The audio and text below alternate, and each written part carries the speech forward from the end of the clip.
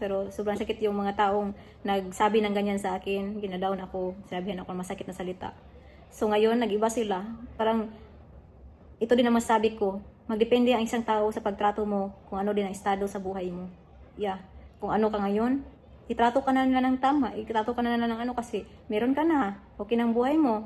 Pero yung walang-wala ka, grabe din yung trato nila sa iyo. Parang hindi ka naman trato na tao. Ganun ba rin?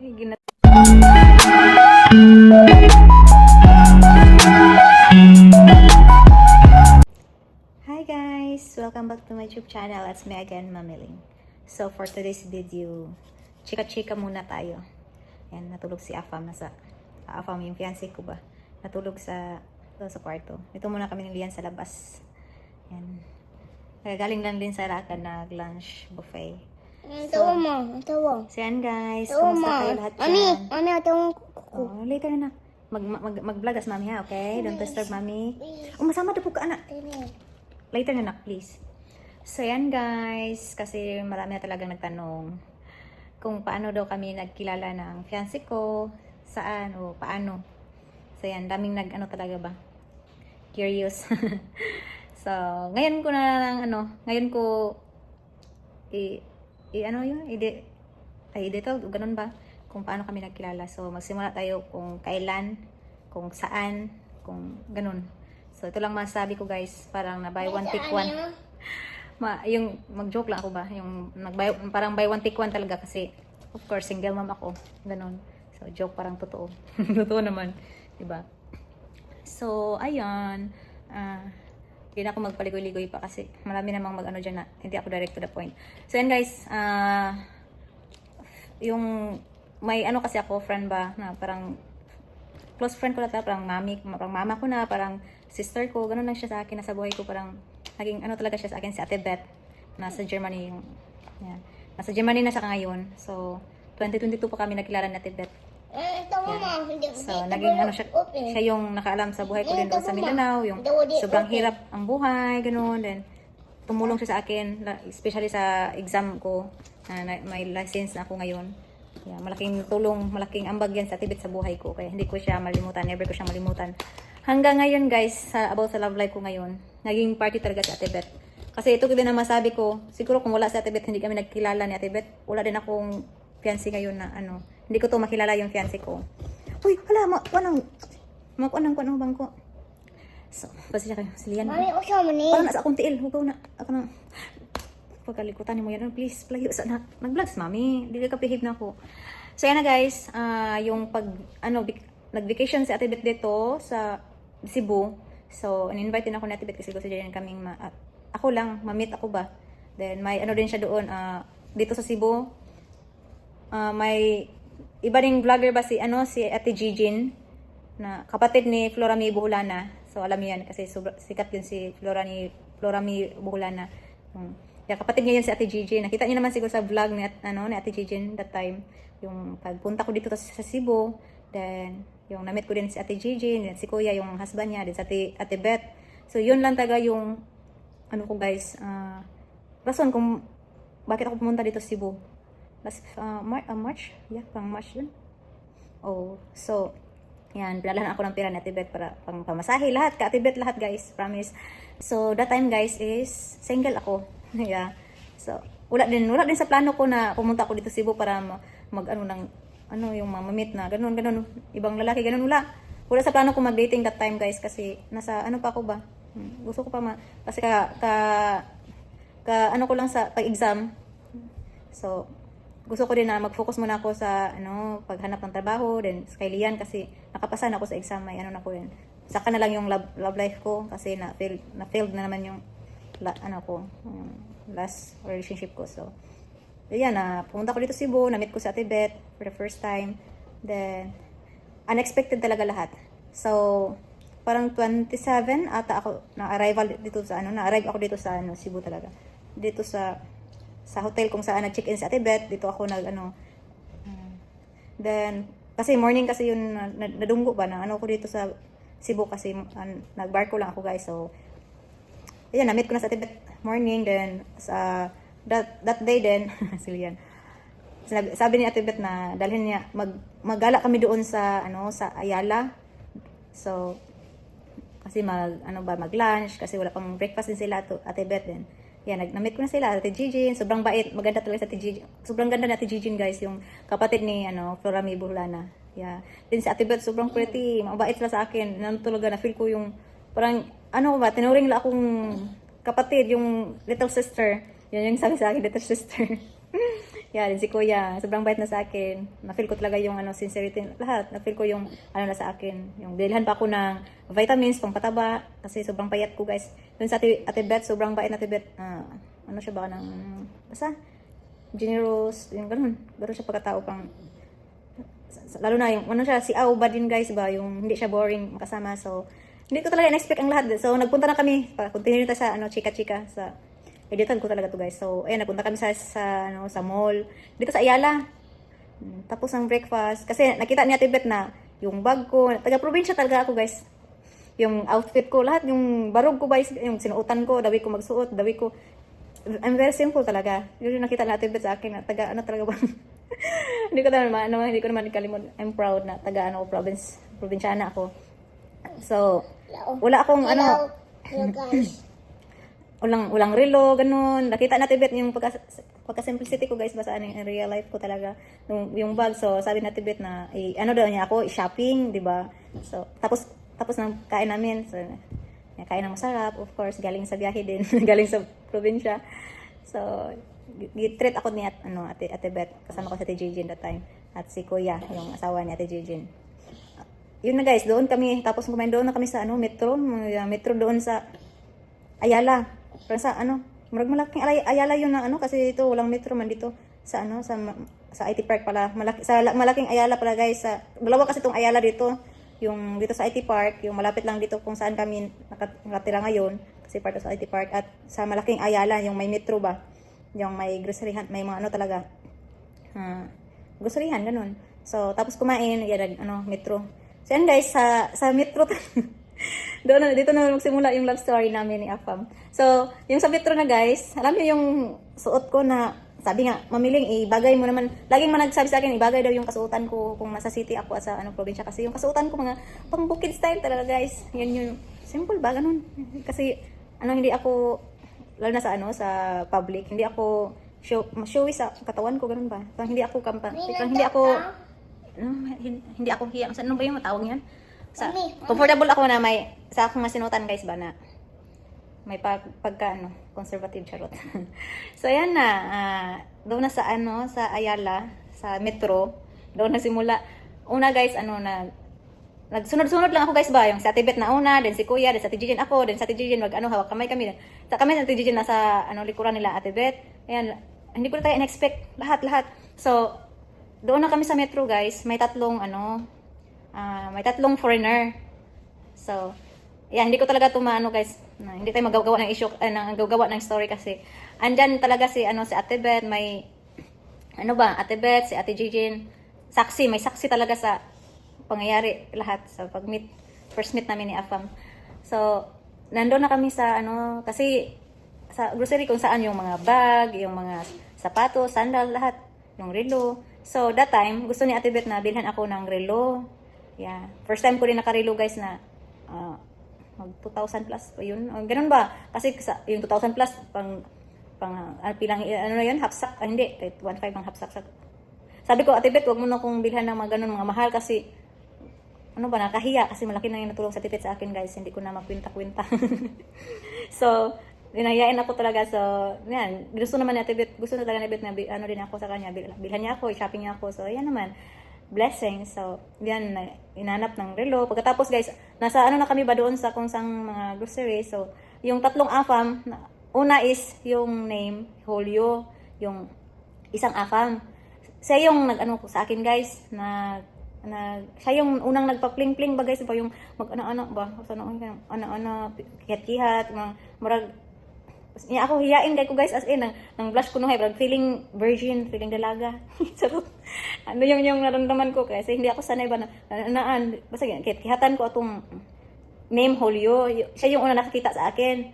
Siguro nakita ni Julio na ano ako, taga-probinsya to, yung dating kasi yung sinuotan ko din. Basta, then ano guys, pag na-snap lang ko guys, kaya natakot ko rin, hindi ko type yun. Charot, may pa type. Hindi ko siya type din, hindi ko din, magnakiwahan ako guys ba, kasi pang ganahan ko, kitkatan, masya ka ng, parang, basta, may something mga ano siya talaga sa akin, nagka-interest siya sa akin. So, dinidma ko, don't mind. Dinidma ko kuno, hi guys, so, feeling dalaga tayo ba, feeling virgin. So, ano ako guys, nag-share ako kay Ate Gigi, tingnan mo yung foreigner, yung, kasi mataba yung Holyo. Malaking tao siya ba rin, mataba. Diba? Tingnan mo yung ano, yung foreigner yan. Ano ako, Ate Gigi, laging nakatutok, laging nakatitig sa akin. Yung ba yung sinabi ko na Ate Gigi, laging nakatitig sa akin. Yung bang parang bata ako guys na nitago yung, pasensya yung Tagalog ko, yung gusto kong matabunan ni Ate Gigi, yung nagpasalipod ako guys ba, kasi ayaw kong makita sa ano, no, foreigner na yun, yung nagkatihat sa akin, nagana. So, ano, Ate Gigi, tingnan mo ito yun, nag-blush ako guys, parang bata talaga ako as in. Ate Beth, putoy, ano lang yun, didma ko, parang gusto kong mawala kami ba, hindi na ako makita nila. Ano yung mataba na yun, mataba na yun. Basta mataba kasi siya, Solyo. So, friend naman namin ngayon. So, ayan na, ano ba yun, nakahiya talaga din. Sabi natin, alam mo yun na Ate Beth yun din. Yung sa ano na kami, sa counter, kasi magbayad na. Akala ko, wala na sila guys. Hindi ko pa nakita yun si Dan, yung fiancé ko. Hindi ko pa nakita ano ko talaga ba, nung nakafocus ako doon sa, yung nagkiat-kiat sa akin. Hindi ko pa namalayan. Pero ano pala sa that time, tatlong foreigner sila ba.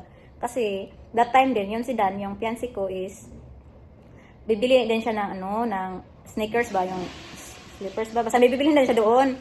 Di ba din? Kami din, pumunta din kasi may bibilihin. So, ano talaga, unexpected lahat din. So, tatlo sila din. Yung isa, si Matt, yung pangalan. So, guys, yung Holyo is may may kalibin. 14 years na sila. Pero chicks boy, yung ang sabi nila, chicks boy si Holyo, yung nag-kiat-kiat sa akin ba, yung unang nag-flirt sa akin is chicks boy. Yeah. Alam, sabihan nyo ngayon nga, mag-joke-joke lang kami ba, kasi mabait man si Holyo, yun yung di man siya fiancé kasi yung kalibin niya. Yeah, friend namin ngayon. So, guys, parang si Holyo, nag-share siya doon sa ni Dan at yung parang siya ba na may may babae na skinny, may mahiyain, ganun ba yun yung yung type ba ganun ba guys. So si naman si Dan, sabi daw ni Dan, kasi Dan na yung sa akin kaysa nag-share sa akin. I like her. Sabi daw ni like nagustuhan niya ako kasi una is petite, yung bang skinny guys. Maliit man ako. Kaya sobrang skinny talaga. Parang 35 ako that time. Kasi parang dahil sa stress, depressed, problema doon sa Mindanao, doon pa ako. Parang 35, yeah. Sobrang pangit ko. Basta pangit naman ako ngayon. Basta guys, so sabi ni Dan na, I like her. Simple, then, yung buhok ko daw, then, skinny, petite. So, yun yung ni Dan. Kasi may si Dan ba, may, nabalitaan natin, standard din sa babae, ganun yung gusto niya. Leon, please. So, naman ni Julio na may girlfriend siya. So, si Dan si Dan sa akin, parang si Dan yung mas nagka-interest sa akin ba, nakita ko. So, that time, parang, nasa malayo na kami guys ba, yung may distansya na kasi nagbili pa ng ba, ganun. Yung tatlong foreigner, si Dan, si Julio at yung isa, yung si Matt is chika-chika sila din. Parang nagtingin sa akin, nakahiya talaga kasi parang alam ko na ako yung pinag-usapan ba. So nang blush ako din. That time na, parang umalis sila that time, pero hindi pala, rin sila, naghanap ng sneakers din. Doon sa counter, doon na talaga nangyari. Nagsimula sa counter na kasi, si Ate Beth, nagbayad na sa Ate Beth, din si Julio doon na, kung wala yung pangalan na Julio guys, yung friend ni Dan, at wala si Ate Beth, never kami magkakilala ni Dan kasi ako sobrang mahiyain din. Din si Dan din is mahiyain, parang may pagka-torpy ba, ganun si Dan. Yeah. So, yan, kilig-kilig ko daw, Max, Ate Jijin, yung tawag yung bang mga style na masabi ni, hindi ko talaga to ikahiya guys. Yung sa Ate Beth, siya talaga yung, para bang, siya guys, nagbinta ng, alam niyo na Ate Beth, makatawa talaga. Parang, in-introduce ako ba yung, yeah, she's single, she's like that. Kasi si Julio nagtanong na, single ba daw ako, gano'n, tanong about sa akin. Kasi si Dan is single din, gano'n, gusto daw, nagka-interest daw sa akin, gano'n, nagustuhan daw ako, gano'n. Daming mga chika-chika, buretsi guys. So, single naman ako that time din. That time din is si Dan is single. Kasi, yeah, may kanya-kanya kaming past sa life. So, doon nagsimula guys, kung wala talaga si Ate Beth o si Julio, yung name Julio. Pero si Julio yung una nagka-interesado sa akin, pero hindi man single, ano man yun, babaero ba, chicks boy. Pero si Dan, ano talaga siya, parang, kahit barkada mo is chicks boy ka na din, hindi yan si Dan. Kasi yun si Dan is God-fearing. Kasi born again siya, then God-fearing siya, then walang bisyo. Yung mga friend niya, may bisyo, yung cigarettes, then yung alcohol, ganun. Si Dan hindi. Ano lang siya, that time, nagpasama lang siya magbili ng ano doon. May binili doon sa Metro ba. So, ayan na guys. Doon nagsimula lahat. Parang, binigay yung number ko ni Ate Beth, ganun. Doon ni, ni Dan, wala pa yung number ko. Din guys, hindi naakala, unexpected. Yun si Julio, dito din nakatira kung saan nag-check-in si Ate Beth. Ito sa hotel, parang ano man to. Ganun ba. Then, so, parang ano talaga, sa laming mga ano dito, dito pa lahat, dito sa lugar na to, sa that mall pa, nagkilala, ganun, sa dami-dami, di ba? Then, ayan, nagsimula, sa araw na yon doon sa Metro. Kaya ito ang masabi ko, parang na buy one take one ako ni, pang buy one take one ni Dan, sa fiancé ko, kasi single mom ako ba, buy one, binili ako sa Metro, plus take one yung anak ko si Lian. So, yun masabi ba, one take one, no. O, di, so, ayan, doon nagsimula lahat guys. Ano na si Dan sa akin, gusto niya ako makilala. More makilala ako ba? Yeah. Then, nagpunta siya dito sa kung saan nag-chicken si Ate Beth. Then, nag-chika-chika. Dami nang nangyari. So, sinabihan pa ni Ate Beth na, ano ako, single mom. Kasi hindi ako magsalita at that time. Kasi hiya pa ako nung high feeling, ano pa, feeling virgin. Feeling hiyain. Yeah. So, sa Tibet yung nag-introduce, yung blah blah blah blah. Kasi ayan na sa Tibet is kanang si Aw ba yung blobby, ano talaga siya. Basta, alam yan na Tibet, kaya hindi ko malimutan yan. Hindi kami magkilala ni Dan kung wala yan sa Tibet at si Julio that time. So, yan, nabigay yung number, chika-chika, yan. Sa Dan pa na Tibet na single mom ako, walang trabaho rin. Naman, yun yung sabi din ni Dan. I have money, I can give money, charot. Mukha talagang pira si Mami Ling, guys, charot. Bitaw guys, nakita ko naman na sincere siya sa akin din. Hindi naman, I'm sure marami namang mag-judge na, dami namang foreigner dyan sa Cebu, sa mall, ganun, na pakalat-kalat kasi parang naghanap ng like one night stand, ganun. Alam ko yun guys, aware ako yan. At yung partner ko, yung fiancé ko. Kasi hindi naman yan natin ikalimod, hindi natin ika-deny. Kasi reality yan ba? So, honestly, unexpected man lahat and hindi natin mag-judge, hindi natin kasi hindi naman lahat. Don't judge me. Don't judge me. Hindi naman lahat. Yeah, same lang sa mga Pinoy guys, sa mga Pinay, may mga manluloko, may loko, may matino, same lang lahat. Yung mga foreigner din, mga AFAM, may ganyan din, may matino, may manluloko, same lang yun. Kaya ano lang yun ba guys, sorti lang kung makaswerte ka sa tamang tao, kung matino siya o hindi. Yeah. So ako that time hindi naman ako hindi ako parang natakot, wala akong feeling sa takot. Parang na-feel ko guys na comfortable ako, then wala akong takot, then parang walang pangamba ba nga, ako ganun. Kasi na-feel ko lalo na nalaman ko na God-fearing siya. Then yung kasi hinanap ni Dan is yung babae. Ano naman siya dito? May past din si Dan, yung fiancé ko, may past din ako, di ba? Both kami na may past in life. May ganyan siya, pero hindi siya kasal, ex-girlfriend na Pinay. Pero doon sila diyan sila nagkilala sa Florida. Hindi dito sa Pinas. So, then hiwalay na sa 10 years, sa 10 years sila ba din. Pag hiwalay na po sa 2023, sa hiwalay, 2024. So, single talaga yan si Dan din. Alam nyo guys, yung yung time na yun, in-introduce kami, in-introduce pa sa kanyang, kasi nasa, pa yun si Dan, dun sa ibang hotel pa ba siya naka-check-in. Isa yung parang kondo, may kontrata guys, ba, ganun ba? 1 year contract din siya doon sa 38 Park Avenue doon, sa IT Park. Kaya, pinapunta kami doon ni Ate Beth, yan. And, alam nyo guys, kilatis, yung kilatis ba guys? Yung ano ba Tagalog sa kilatis? Kasi I'm din sa Ate Beth ba, ayaw din niya akong ipahamak, of course, kasi tinuring akong anak or kapatid or ni Ate Beth. So, gikilatis niya yung foreigner, yung si Dan. Nagtanong kami sa guard, guys. Si Ate Beth yung nagtanong kasi siya yung hindi mayayain. So, nagtanong si Ate Beth sa guard na may, chicks boy ba yun si Dan, ganun. Then, yung si Julio, yung girlfriend ni Julio. Tinanong din ni Ate Beth na ano ba si Dan, may girlfriend dito, ganun ba siya sa mga babae.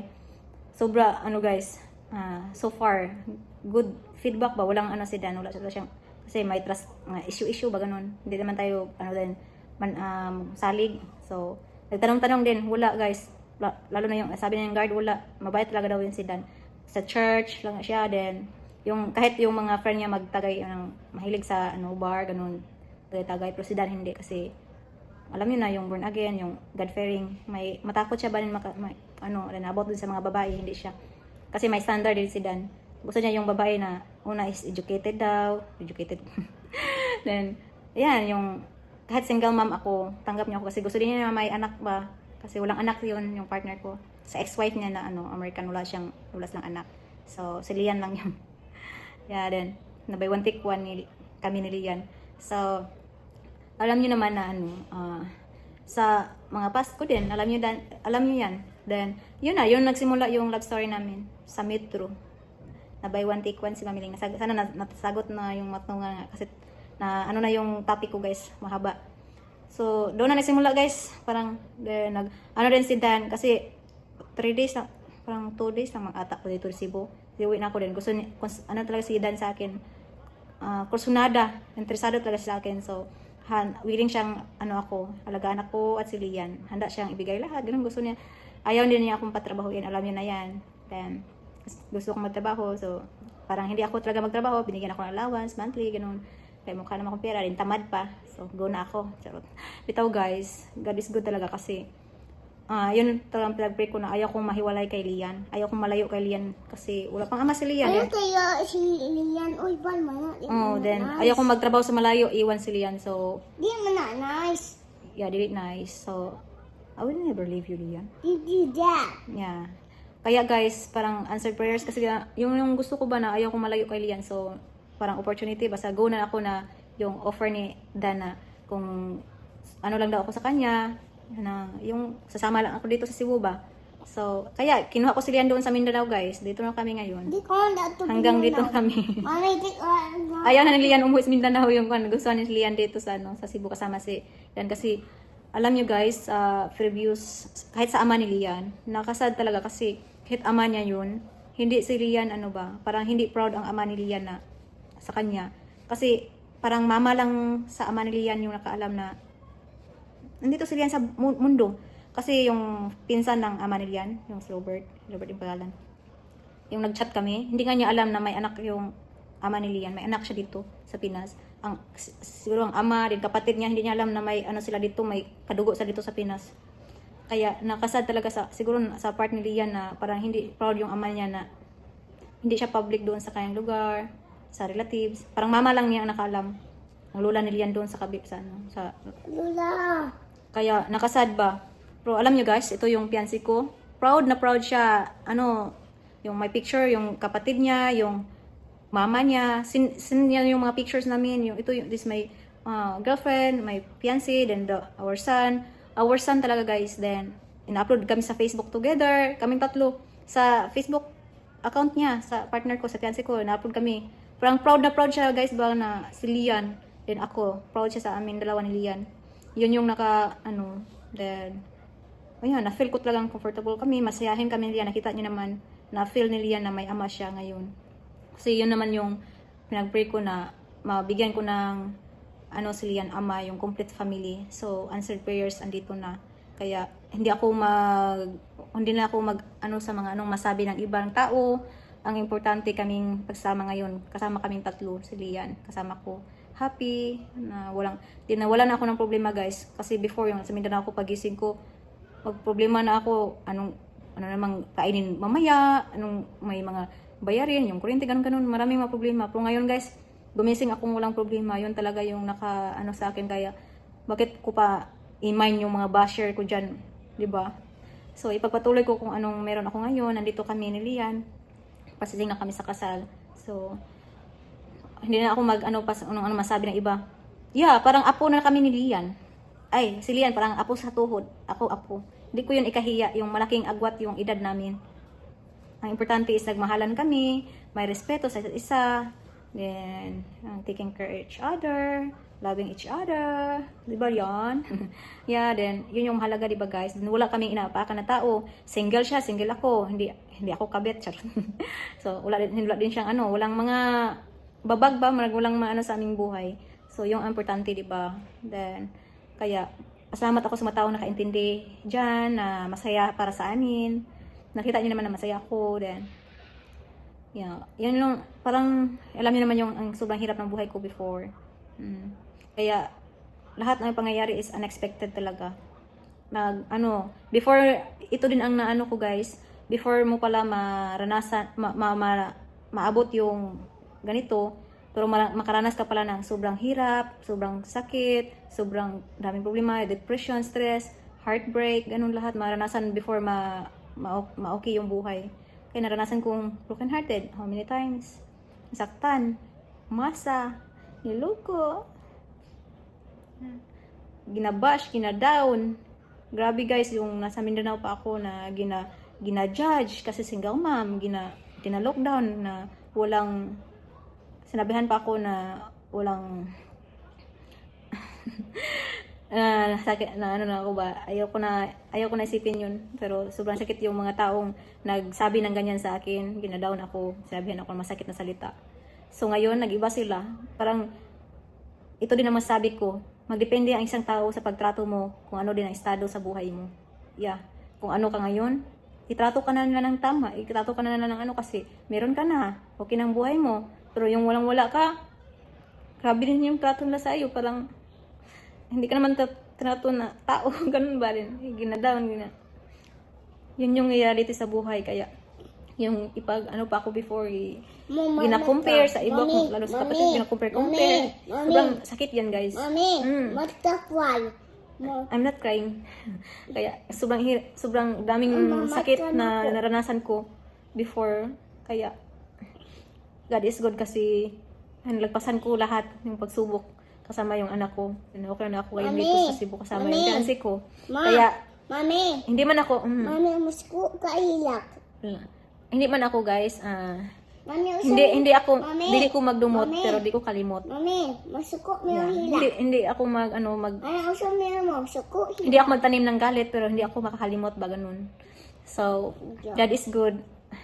Sana okay na yung parang tuloy-tuloy na yung buhay ko ngayon na ganito. Yun lang ipag-pray ko guys kasi yun naman ang promise ng fiancé ko habang buhay pa siya, habang andito pa siya sa mundo. Talaga siya, handa niya mag-serve sa akin at alagaan kami, mahalin kami.